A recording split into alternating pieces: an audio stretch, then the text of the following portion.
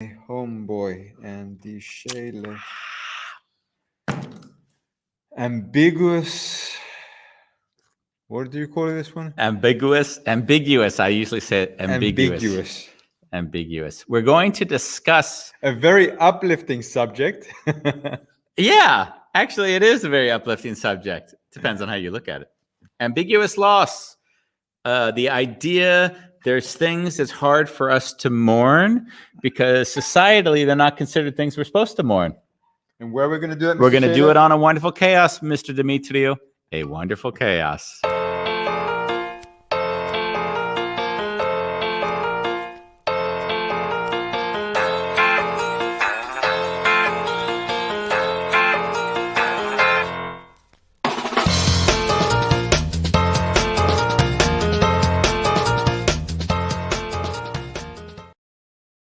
Na.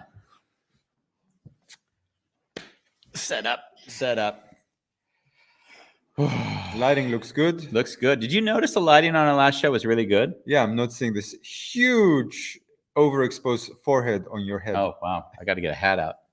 You want a hat? Yeah, you got a hat for me? Let's get a hat on that head. God forbid the sun would be emitting from my forehead during the show. Look, it's even better if I just dry it up a little bit. Let me see. What am I going to pick from here? You know what the worst hat I've ever purchased was to do the tour for The Last Letter. It felt like I was a tennis instructor or Andy, something. You need to put it under your headphones. Thank you. Okay. So while you guys watch Andy dress, I'm going to check the comments. JC and Magdalena. Magdalena's there. Thanks. Nice to see them. Listening. I feel like, it's noted. You know what? We should do a show on hats. Do you notice like how every hat has a certain expression? Like this is a typical. You're going to go camping. Like it's way too small. It basically doesn't cover anything. It's not like that other Steven Spielberg hat where the director, where you. Okay, sorry. Well, I digress. Yes. Why'd you pick this subject? There's subjects when someone uses a word and I feel my imagination explode because the term or the word, I've never used it, but I understand it in a very deep place in myself. And someone said, "Oh," and it was in a passing conversation, and they said, "Oh, ambiguous loss, that's the worst." And I heard them say it, and I thought, "What is that? Ambiguous loss?" And then it like hit me, like ambiguous loss, this sense of losing something, but it not being big enough to be able to mourn it. So it's ambiguous. It's in the middle. It's not really like if my mom dies, it's like everyone's going to console me and say, "You know what? I'm so sorry for your loss," and all the things that people say. Yeah. But if it's like, I'll give you an example. And for me, like if I can, for our relationship, is that on Friday night, the woman who you spent time with left. Yeah. And for me, I felt there was a loss in her going. Definitely. And when I interacted with you, there wasn't immediately showing the sadness in that. Yeah, you mirrored me, and you were really right. I distanced myself from the emotion. Yeah, and that's a moment where I would call that ambiguous loss, where it's like your girlfriend just left, and in some weird way, it's like, am I supposed to cry now? Because she's not really dead, right? She's not knock on the hardwood. She's just not here. But like the weird thing is in a way you want to cry. Not you. I say we as people. But I did. Yeah, I did. But and imagine if we were like to allow all that ambiguous loss to really be experienced. I think people would think we're insane, or they would. What is the words that people use? Overreacting. Yeah. Or just I don't know. A lot of judgment. Yeah. And I've seen that I go through a lot of ambiguous loss, and I certainly find sometimes it hard to cry about things that feel like, why would I be crying about this, and yet not crying around about it. Feels like you're suppressing. Yeah, suppressing and suffocating myself. Yeah. Yeah. So on Saturday, I went to visit a friend, and she'll show me her house, and I saw I wasn't really present. Like, Yeah. I was talking about things, but I wasn't really there, and I had to message her afterwards because once I got home, Yeah. then the tears came, and then I realized, oh shit. And I messaged her. She says, "Yeah, I felt it, and thank you for sharing that. You also own it." Yeah. Yeah. Yeah. And that's the way I experienced your Friday night. And it wasn't a problem. We pointed it out, and it was fine. We had a date night. Yeah, Ronnie was busy. So I kind of took Ronnie's place. Yeah. I've been feeling a lot of this ambiguous loss the last weeks because as I feel we're not ending the show, but we're putting it on a hiatus where we don't know when we're coming back. Yeah. And the thing that I've found is that I'm going to go to Spain. And I really told myself, I don't know who I am in Spain. I don't want to bring old patterns there to comfort myself. I just want to experience it like a clean slate. And in a way, although I'm not completely leaving Amsterdam, there is a sadness that comes up in the feeling like, wow, I am letting go of a way I saw myself, an idea of me in Amsterdam. And that is the area of ambiguous loss where there's just this like well of sadness, which can't easily be placed. Yeah. I have to say, I tuned into the same experience today because I'm also leaving. Yeah. And especially seeing, I had a client that visited me this morning, and it was just like, hey, let's meet. I know you're leaving, so let's meet and have some coffee together. Yeah. And yeah, when I went home, I just felt this immense sadness because I'm going to Cyprus. Actually, I have no idea how my life is going to be there. Yeah. And first of all, that scares me because it's unknown. And secondly, Amsterdam really feels like home. Yeah. And somehow taking this step is also, I didn't feel so much energy today to work. So I actually lied on my wooden floor and I did one thing. Do you know what that was? Breathe. Yeah, I fucking breathed, Andy Shada. Breathe, bitch. Oh my. And kind of the breath for me always creates spaciousness to just sinking deeper to the experience as opposed to getting lost in the turmoil of thoughts and projections that I might be having in the moment. Yeah. How are you feeling like now that you're going to go to Cyprus, you don't know really, you're reacquainting yourself, of course, with who you are going to be now in a whole nother setting without all the baggage from before. Yeah. So in a way, what is the loss that you associate now where you say there's going back to the topic of the show, the ambiguous loss?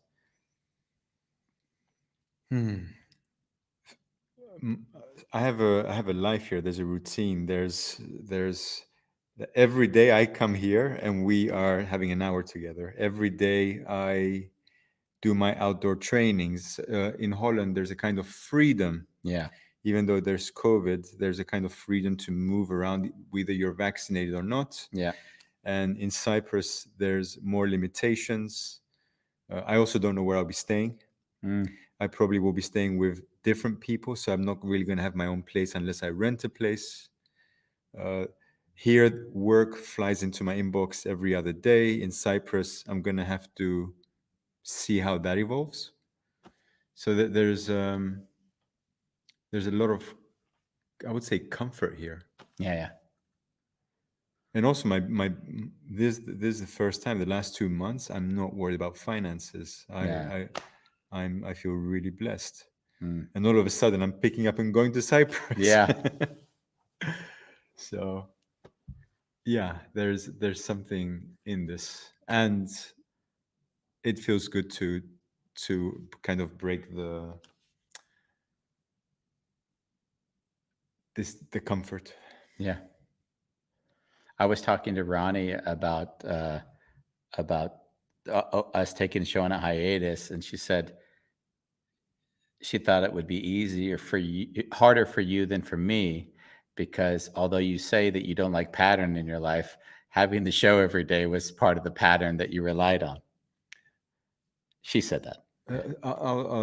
For me, Uh huh. in the last 2 years since we started, you have been my human connection. Oh wow. And as you know, I don't really surround myself with a lot of people. Yeah. So you have been my go-to, but I think in Cyprus I'm good. Yeah. There'll be enough there. We Yeah. have some comments coming in, of which the first from Raul, I have absolutely zero idea what he says. He says, teabag alert. We have both tea bags, but I'm not exactly sure what exactly tea bag is. And Raul has a kind of humor that I often don't understand, Bo the but it's Log. witty. Yes, Bo the Log says there's a time that my son asked me if Andy is a Republican. I noticed that it was the red cap and the beard that Andy had. He is. Funny how that works is just you put yourself with the clothes that associate you, and all of a sudden people don't even need to hear you speak. They just have an association. Funny. Uh, And do you remember the first time you had ambiguous loss? what? Do you remember the first time that you felt ambiguous loss? The first time. Yeah, because I have a very strong feeling in my head the first time I experienced it. No. In my graduation of high school, I felt the first time ambiguous loss. Not in junior high school. I think many of the people I went to junior high school with, they went to high school and there was a bit of an excitement around it. In high school, after that ended, there was a deep feeling of loss that I couldn't place. No one had died. It was the end of a period in my life, and there was something about that loss that I can even go back to now and feel how painful it felt to leave that time in my life.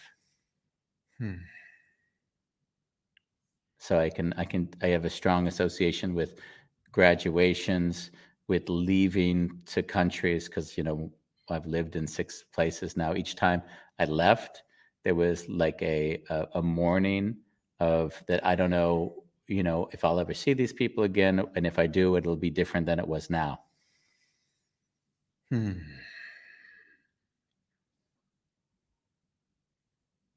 And I can almost go back to each of those moments and feel the loss. I've talked about, of course, Japan when I left, how hard it was for me. It was hard to leave Austria, to leave Vienna when I lived there.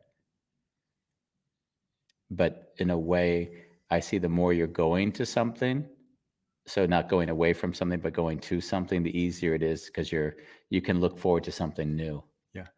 But I do feel like these moments where we end a phase of our lives, there's this loss there that's really hard to articulate for others. And if people cry and grieve, other people might not understand. Yeah. Mm-hmm. Yeah. Now that I'm sitting with it, I can see that there's been ambiguous loss in key moments in my life. Yeah. What are those? I think the first time was 8 years old, and as you know, I was born in England. Mm-hmm. My parents were refugees, and then my father took us to Cyprus, and I had to go to school in Cyprus, learn the language, and kind of get used to another environment, which was quite raw. The only time I knew Cyprus when I was small was vacations and family, and that was pretty tough. Mm. because all of a sudden the school system in Cyprus was a little bit more advanced than the UK for my age, and I had to learn Greek and a thing called grammar, which up until in England you learn that later. So there was a lot of things I had to catch up with, and which I struggled. Yeah. Culturally, I guess you would have also had to adapt, or was it very much, did you already understand the culture of England to Cyprus then? No, No. I had to also do that. No. It's funny because in my life at the moment, there's quite a few people who have lost a parent Yeah. or a brother or a sister, and I've held some space for certain individuals, and I noticed that even when Anna left on Friday, and I had a few phone calls with individuals, that I didn't create space for myself in there because I was holding space for others. Yeah. So in a way, I could feel the how ambiguous loss can also be diminished in terms of importance. Yeah. I've seen that as coping mechanisms, where I've used those a lot of my life. What do you mean? If I feel, uh, especially when I felt pain I couldn't touch, I'd often talk to others, and through their sharing their pain, I could then feel my own pain. Hmm. So I had a really hard time accessing my pain. So, for example, I told the story when I was told my dad died. I couldn't feel the pain, and then Ronnie cried when I told her. And when she cried, I could then cry because through her pain, I began to connect to my own. It's almost like I didn't even know how to access it, but I saw her accessing and gave me sort of a pointer in myself of where to go. Hmm. I don't resonate with, but I can see why you would say that. Yeah. Yeah.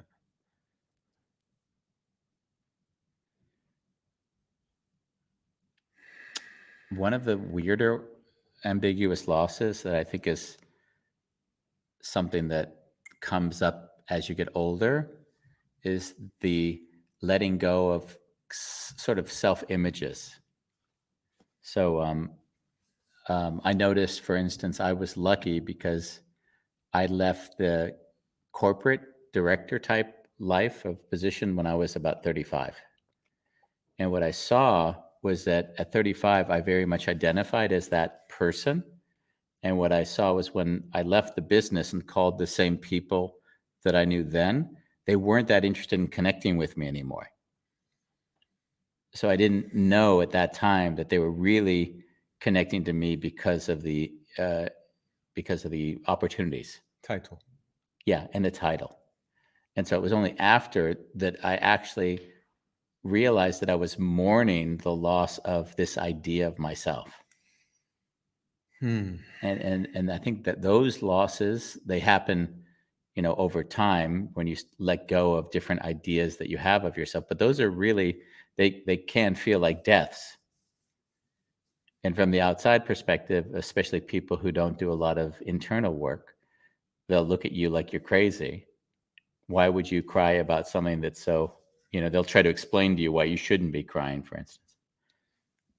Rationalize it. They rationalize the emotion, of course, which is another coping mechanism, because if you think you can understand an emotion, then you don't need to feel it.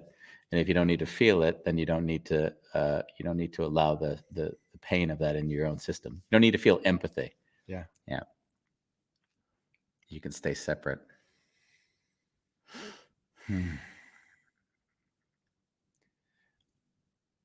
Our sabbatical anyway.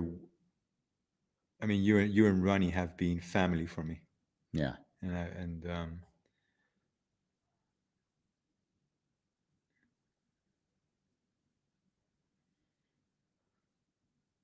yeah, I'm definitely going to experience. That will be the loss I experience, not the podcast, actually. Yeah. Yeah.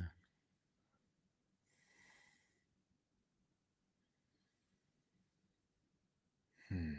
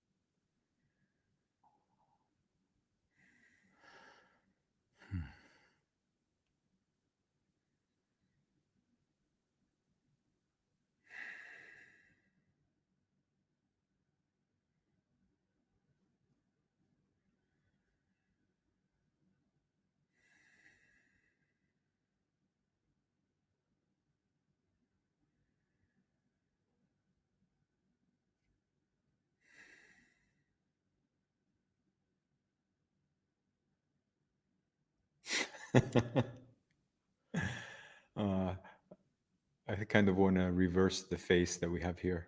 Yeah. Yeah, that's preppiness out to the show.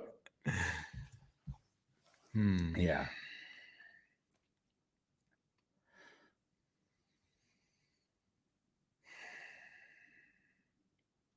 It's funny. I want to go back to Anna because I also try to.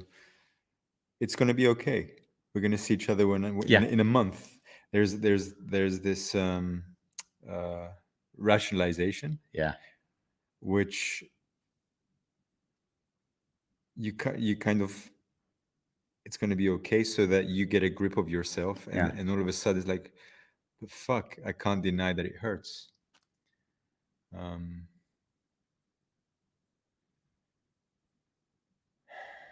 Yeah. yeah, and all of a sudden I'm in a month's time. I mean, you'll be leaving when? September, early I September. won't be seeing you again, will I? Depends on how we interact, but no, I'll leave, you'll leave, and then we'll see when either of us comes back. Unless you come to Cyprus Exactly. and spend New Year with my family. Or you come to Spain, in a little farmhouse. It was interesting as you spoke, something arose in me that I felt very, very uh, strong. Is that when you said there's the I'm going to call it now the ambiguous loss. Yeah.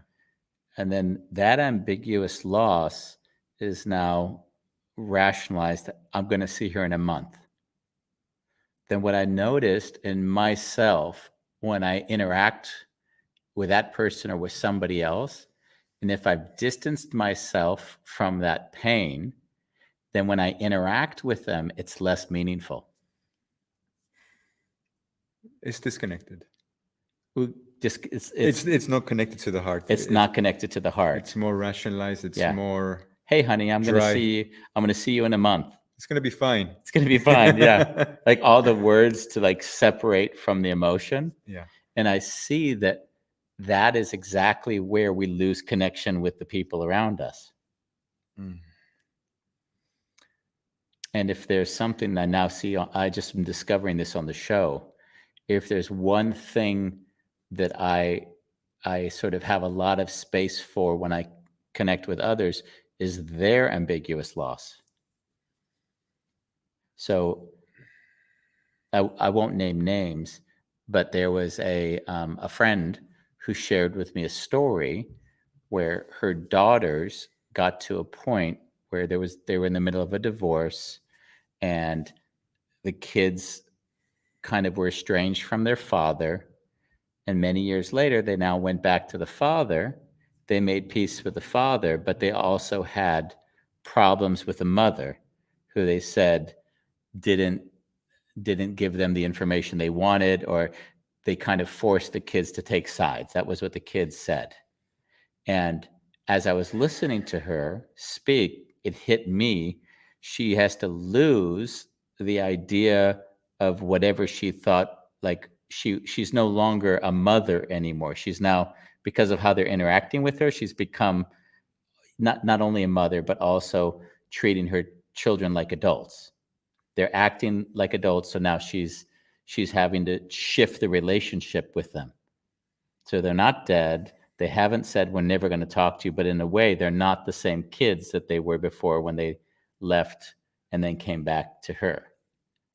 So I realized that I was more interested not in the story, not in what the kids said, or not what the result was, but how it was for her emotionally, knowing that she raised these kids perfectly, because if anything, they needed to get to a point they outgrew mommy. And then I could see the tears well up, because that ambiguous loss wasn't being seen. It was too easy to go over it and not to see that she lost the idea that these were her kids per se, but now they're just adults who she happens to be the mother of. Yeah.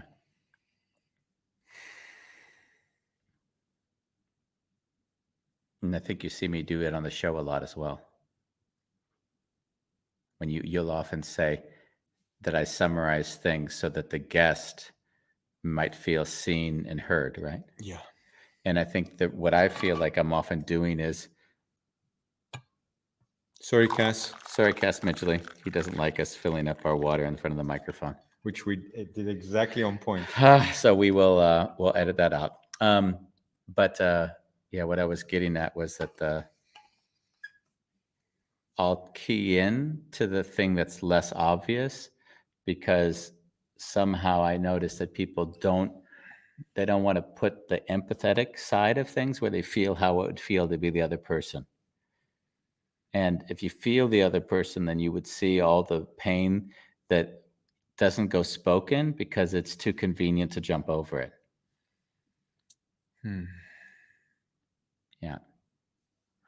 And it's sweet because Juliet Reynolds, who was on the show last week speaking about double standards, who has many children herself, she says she can totally relate to that with the children, which I can't imagine any parent not having to go through the kind of the ambiguous loss of having a different relationship with their child, right?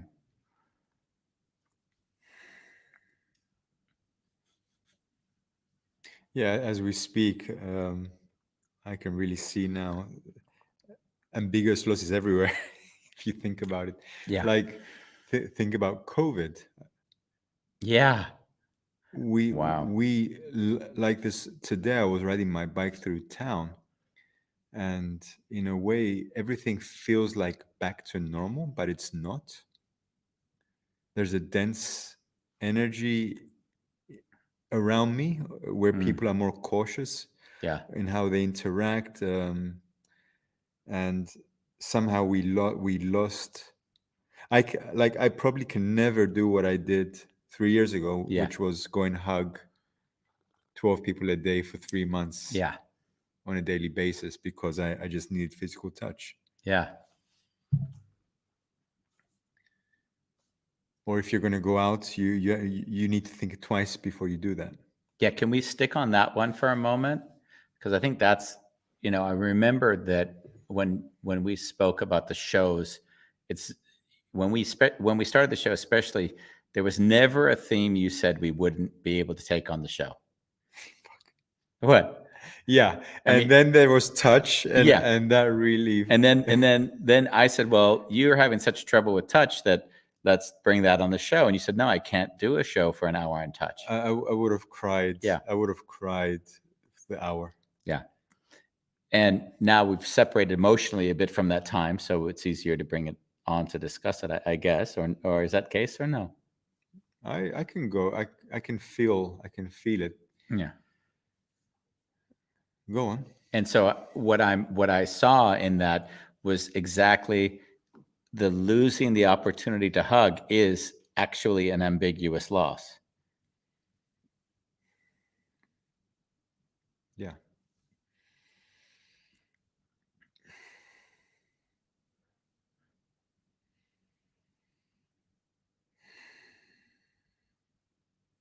Hmm.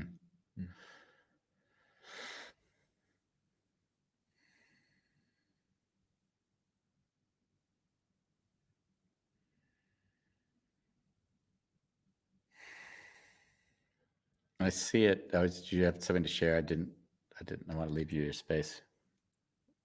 Oh, I don't want to cry, but I can feel the tears. Yeah. Like, yeah. Yeah.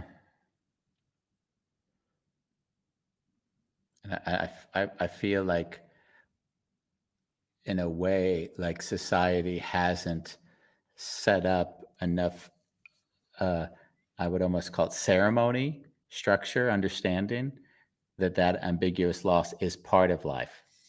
So at a graduation ceremony, we're actually celebrating the fact that one graduated and they're going to go on to a next thing, whatever that might be. But there isn't the process of understanding that there's a mourning for what is now no longer there. Yeah. And the same as Juliet saying, the mourning that her children are no longer her kids; they're their own adults. So that's just something that I've seen more and more of. Yeah.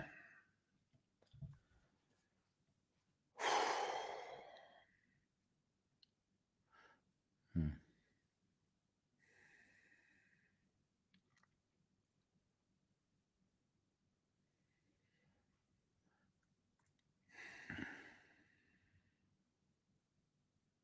Can you take a break? What makes you say that? I don't know. You took your headset off. I Oh, thought maybe. because I don't need it, Oh, good. and I Yeah. like I kind of knew what the subject is, but now that we've dug deep into it, we're on half an hour. I can actually see how much this subject actually is everywhere, and we kind of don't own it. Yeah. And Yeah. I mean, me and my ex-girlfriend, right, Jennifer, we decided together to end the relationship, and Yeah. we did this conscious Conscious. Yeah. uncoupling, Conscious uncoupling. and that was hard for me because even though I'm the one that came and said, "Hey, this is not working," Yeah. we it was a relationship that didn't end because we didn't love each other. Mm. That was the Yeah. ambiguity of it. Yeah.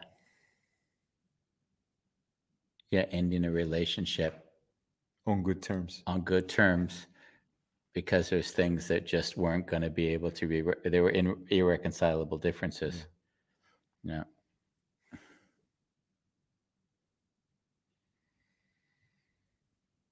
Hmm. Hmm.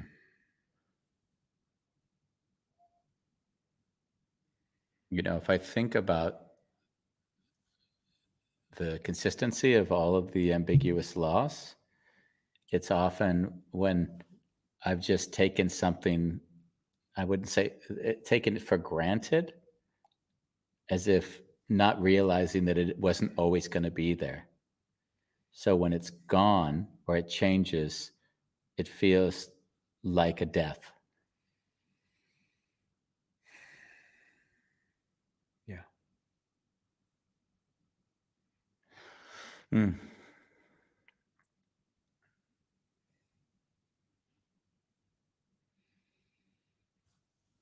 Magdalena writes something that I can't quite completely understand.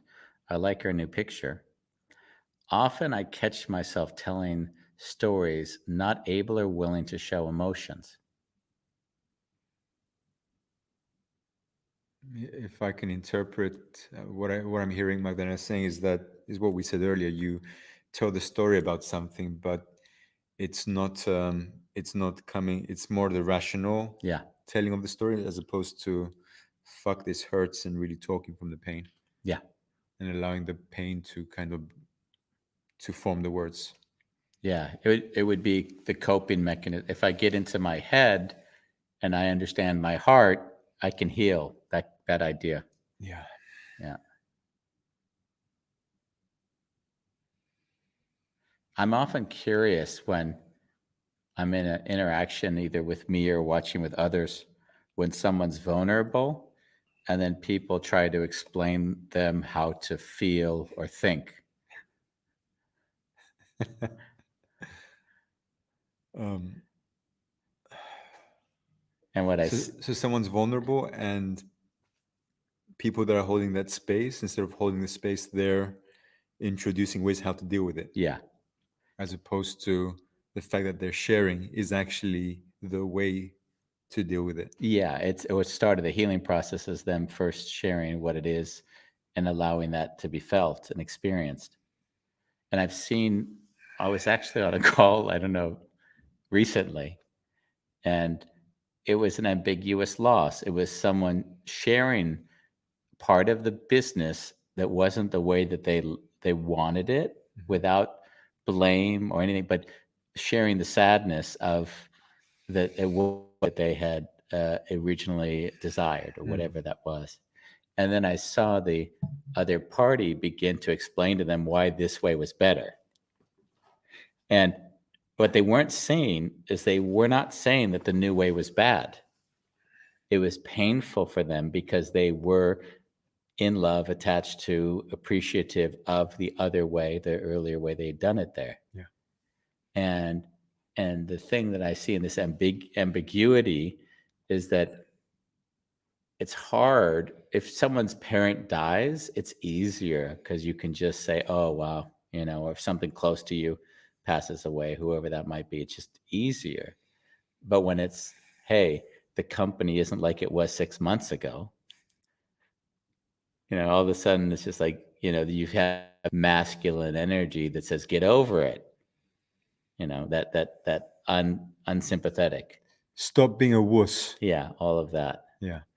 And not realizing the person may even want to be participate. They might not even resist, but it doesn't stop the loss, the feeling of it isn't what it was when I started. What I just said, I realized how many parents tell their children, especially boys,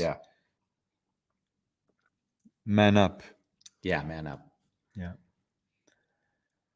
We had Richie Nelson, of course, on our show who had a vasectomy. And as we're speaking again, I realized, fuck, that's I don't know if he experiences like that, but he had to for sure, let go of a part of himself. Do you remember when he expressed it?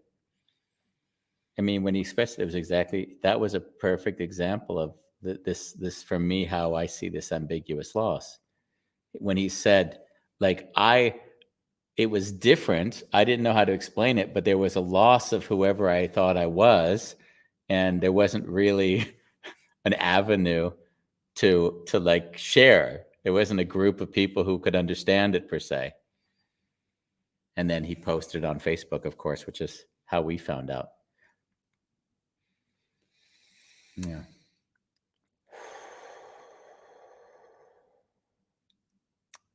Friendships. We had also a show, Outgrowing Friends. Yeah, Outgrowing Friends. And I can also say from my life, there's been situations where the relationship didn't work for me, but I still love them. But for me, it meant I'm not going to spend as much time as I used to. Yeah. Just because I'm going places and that energy is too dense and doesn't resonate with where I want to be in life. Yeah. So just because I make the decision, it doesn't mean that it was an easy decision. That's a beautiful example as well. Outgrowing Friends, which was a really nice show. In fact, Andy, I think we can go through every fucking show that we did. And we'd see Ambiguous Loss in it. Yeah. I think we should call our show Ambiguous Loss. No, but moving forward, I see that that's going to be a present thing for me. Yeah. I also saw a good example of an ambiguous loss that touched me was when my dad sold the house that we were raised in. When he sold the house, it really felt like part of my childhood was gone. And it was amazing to me how much I attached to that house. That, again, as I said earlier, an unrecognized expectation that it would always be there. So, when you're told, hey, your childhood home is being sold or it was sold, then the weirdest feeling is, am I allowed to cry about this? Is it something that, and if you do cry, on one level, your brain would say, how pathetic is that? Right? Not your brain or the environment. Yeah. Conditioning. Yeah, the conditioning. On another level, it's like, yeah, my God, this place that you have so many memories that formed and shaped you, and now that place, that location is no longer there. Like, that is one of those typical moments where there's just a deep mourning, and as I said, I don't really see that process as something that we in society see as Like, it's not like there's a Facebook group that says mourning the loss of my childhood home. So what makes you laugh when you say that? because I thought, what a great idea. Maybe we should get it. Oh, And when I go back to the US with Ronnie, I'll take her to see the places I was raised, because in a way, it feels like there is a history there that's in that location. It stays there whether we live there or not. yeah. You're gonna laugh. Even one time, I took her down the wrong street, pointed at the wrong house, and said that was where I was raised, only to find out like 3 hours or 4 hours later that it was the wrong street altogether. But still, it gave you meaning. But it gave me meaning, because at least that was the connection that I'd made. Yeah. As you know, I reunited with family that when my father left, before he left, actually, there were problems in the family and all of a sudden we stopped seeing my father's family. Yeah. And it was only in my last trip 2.5 months ago where I go to Cyprus and I made proper contact. And as I'm sitting in this room with, I think there were like 10 relatives in their office, actually. And it's a family business. So Oh, okay. I went to visit them, and I'm sitting there and they're showing me pictures and they're talking.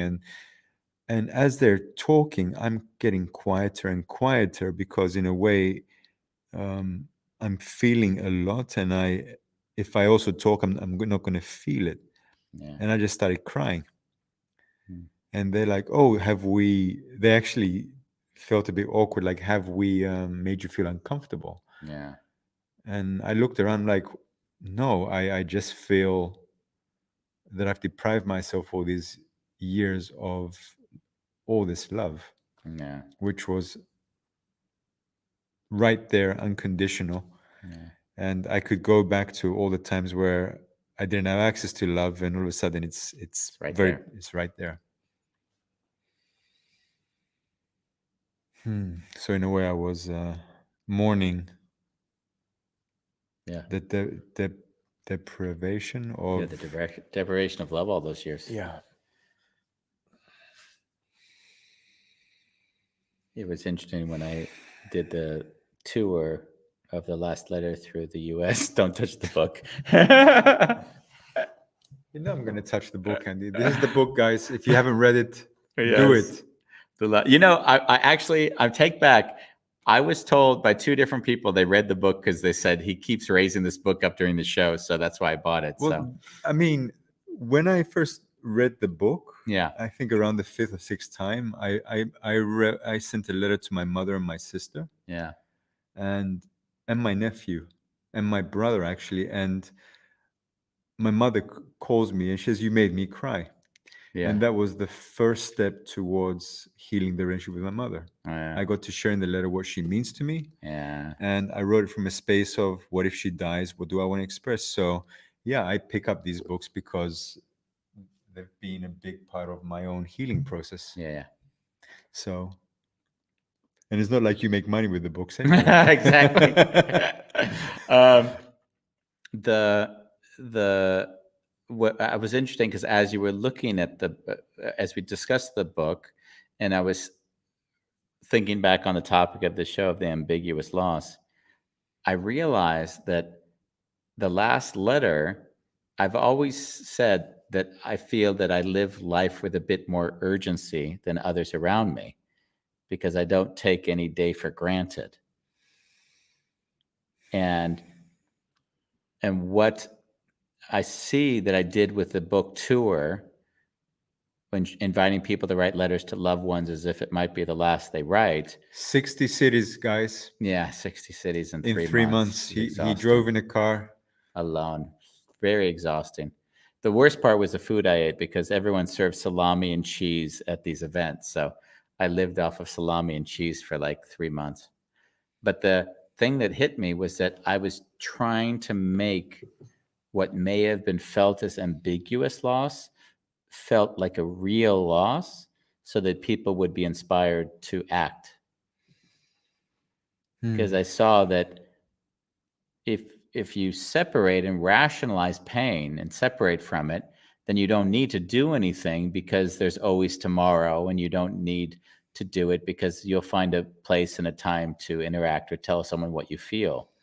But by making it unambiguous and by really pushing this reality that you could be gone, it immediately pushed people into a space where they wrote this beautiful kind of free, their mind no longer was inhibited by, I got to say it a certain way because this might not be good, or whatever the narratives were.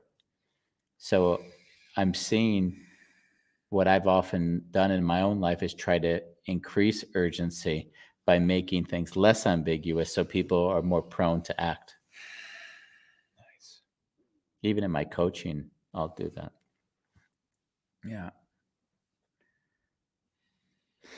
Yeah, because the ambiguous is so hard because people don't feel like they have the right to mourn and the right to feel bad, because it's just something that no one would understand if I tell them I'm going to cry about something like a house or a friend that we're maybe still in contact with, but we moved five blocks away from each other, so we're not next door neighbors anymore. Yeah. Like, these are the weird things that are so hard to mourn, but they feel painful on such a deep level.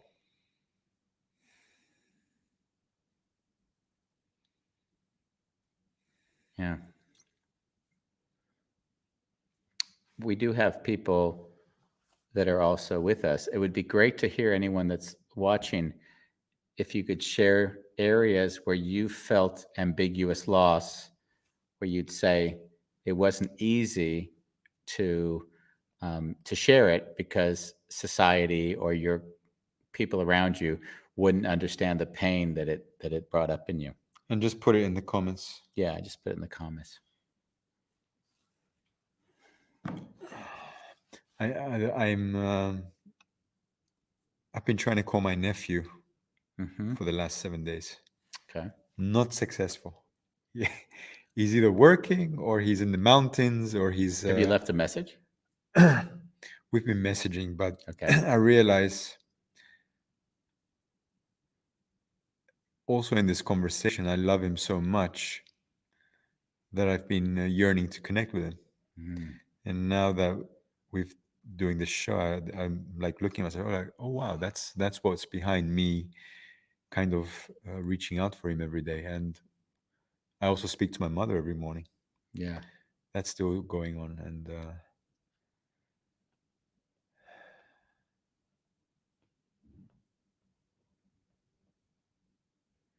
saying goodbye to her every day is quite hard. Yeah.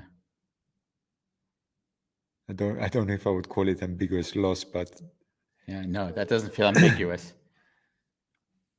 When you say goodbye, because I know the number of times you've read the books and things, and I know I mentioned in the book how when I say goodbye to my dad, I always allowed myself to feel as if it would be the last time I'd say goodbye to him. Is that the goodbye that you feel? Is that what makes it so yeah, emotional? she told me this morning that she has a light case of cancer on the skin on her nose, Okay. and even though she said it's not serious and they're going to monitor it, I don't take that for granted. Yeah.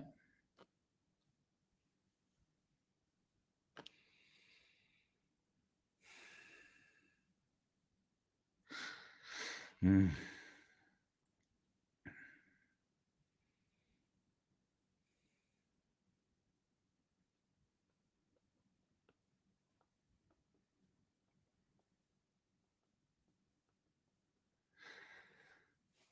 I noticed that there's another aspect of ambiguous loss I often connect to is with work, big projects. If I work someone for a few years or I do a project for a period, when that project ends, there's this sense of like a mourning that will be done. I can imagine though, because you as a coach, you go in and you really get to know people on a much deeper level, Yeah. and you kind of hold space and witness them unfolding and getting more at peace with themselves to the degree the space allows that. Yeah. So yeah, I can imagine that you're Yeah. It reminds me of a little bit of my relationship with my mentor, Case. And I remember the day I was doing a project and he started to tell me how to do it right. And I said, Case, we're not doing this interaction like this anymore. I know how I need to do it, how I can take responsibility for it. As soon as I have you tell me how to do it and I can't own it anymore, that isn't going to work. And at that moment, there was a shift in our dynamic. So it was no longer mentor mentee. There was sort of an equalization, and we were just together. And what I saw was that I cried that night, and he cried because we both lost emotionally this idea of who the one was to the other. hmm. I no longer had that father-like figure who was my mentor, and he no longer had the student that he had in the identification. At least that's what I would say in me. And then we came, and then we shared that, and we both laughed, and we just went on. You know, That's really beautiful. The fact that it was spoken out and then it's not lingering. yeah, yeah. I would say the reason why we could get to that point was exactly the reason there was nothing there not to speak about. I think if I didn't speak or he didn't speak, then we would see, okay, there's still something here to work out. But there was the pain of it, again, was this idea in my head of who I was and who he was, and letting go of that, and then having to feel the pain of that loss. Hmm. Of course, he died some months later. Yeah. Yeah, Yeah. that was not an ambiguous loss, Andy. No, no. And it still can be hard to mourn. So for some people, a loss like that still might be ambiguous because you can't say how someone experiences the loss. Right?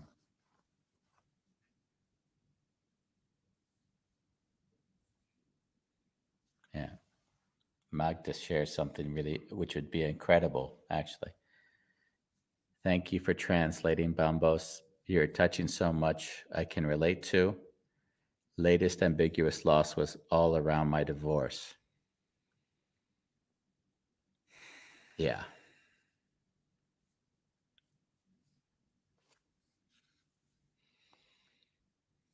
Divorce has got to be one of the hardest ambiguous losses in some ways. Yeah, I was just thinking there's not only divorcing the person, but you're also divorcing a part of yourself. Yeah. And as you're different with that person, there's also a rediscovery of who you are.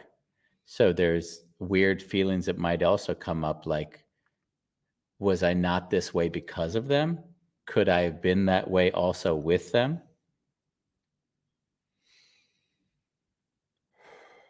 This subject sheds light also to me not always understanding when a girlfriend of mine uh, looks for contact in an old relationship which was quite abusive, and I see she's evolved, but I see that she goes back to it in a way just to stay connected.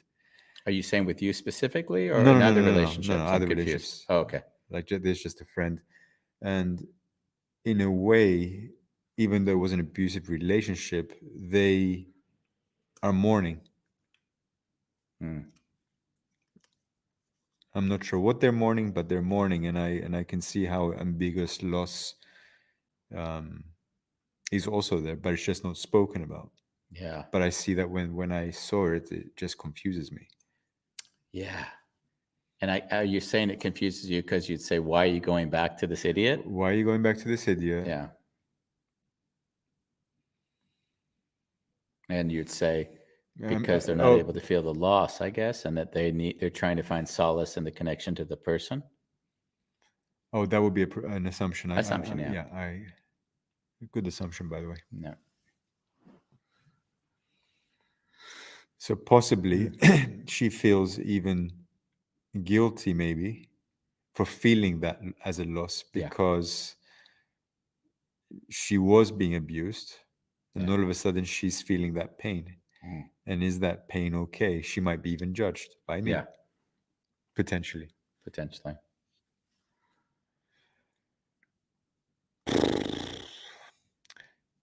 How's everyone feeling? Emoticons here below. Exactly.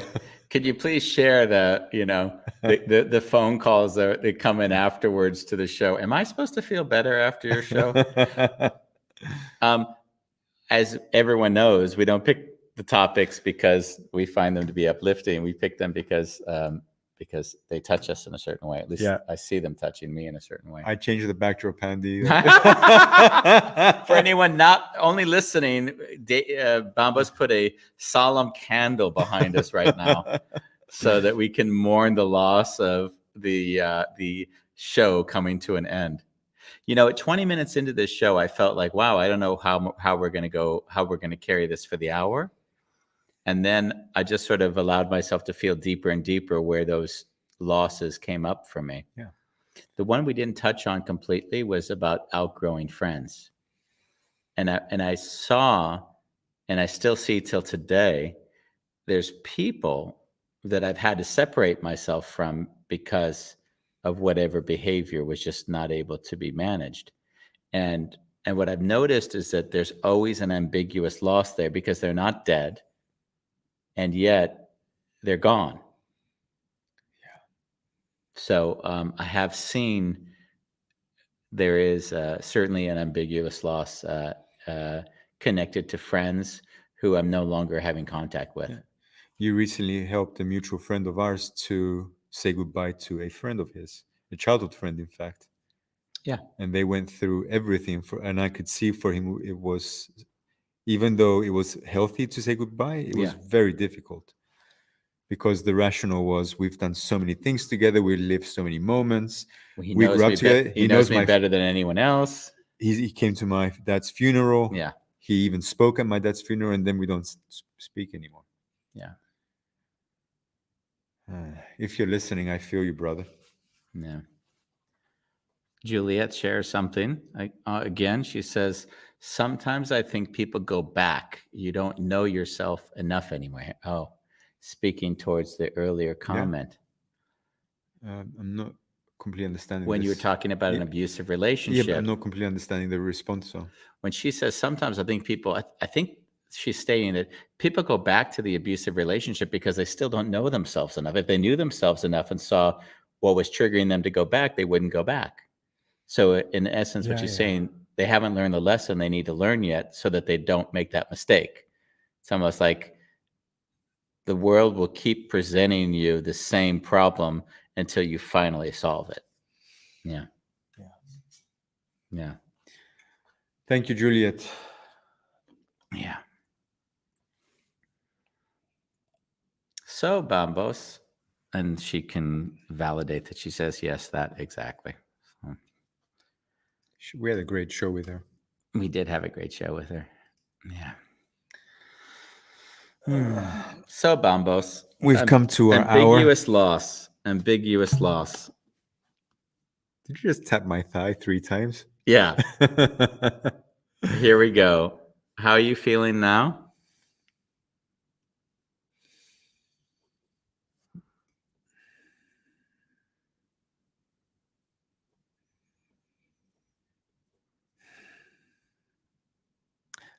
Space to mourn. Mm. Yeah. Yeah. Space to mourn. Andy. Space to mourn. Yeah.